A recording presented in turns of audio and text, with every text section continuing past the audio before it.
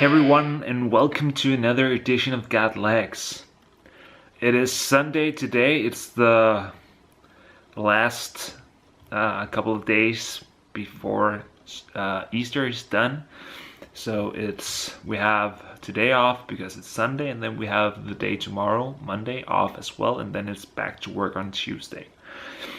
Just wanted to give you a quick update on things because I had the best intentions of doing a small training camp throughout this Easter break. So I was out Thursday. I was out, did 108 kilometers solo. Started out raining quite a bit, but then it dried up. But my chain was basically completely dry after an hour or two or something like that. So last hour and 30 minutes or so, it was just horrible riding because you had like the squealing from the chain and all that. So that wasn't that much fun. But I did some good intervals. I did 3 times 8 minute threshold, which was great. So that was a big ride. Then the day after, the weather had changed once again. It was the sun was out, but it was so windy, like so windy. But we were a group that rode out from the club and then drove straight into the headwind, made a turn, and then had the tailwind on the way home. So I had some footage from that ride, and you will see that now.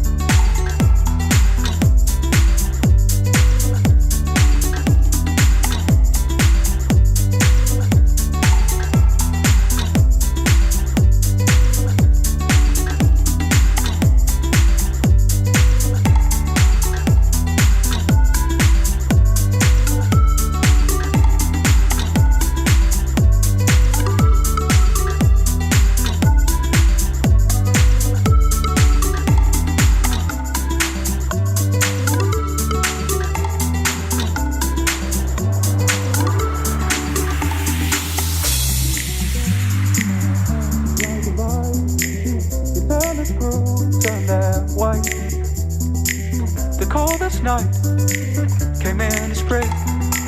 The final frost was laid again.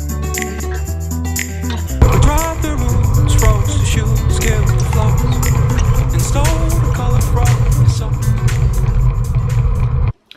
As you can see from the last clip, or the last clips that I have from that ride, it didn't turn out quite the way I'd hoped, because when we basically had turned into the tailwind, had pretty good speed and all that, the legs were a bit tired, and then we had to cross a road. We had to go from the bike path out to the road, and instead of going through through a chicane, I just went through some grass. Came out on the tarmac of the road next to the bike path, and then when I started accelerating, just heard like a big clunk, and the wheel just started wobbling. It turned out that a part of the hub had broken, not a spoke, the hub. I've had this happen to me before with these hubs. It's the Tune Mig 70 and the Mag 170 hubs. So a couple of years ago, I was actually out riding and had ridden about 5 kilometers or so, and then just all of a sudden I heard a snap from my rear wheel, and just saw like this big piece of metal missing from the hub.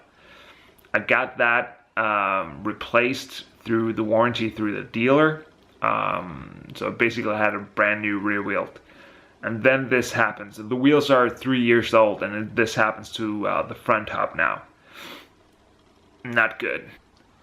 So this is a spoke that isn't too well. I had to twist it around another spoke just to have it not wobbling all about. But look at this. Look at this, ladies and gentlemen.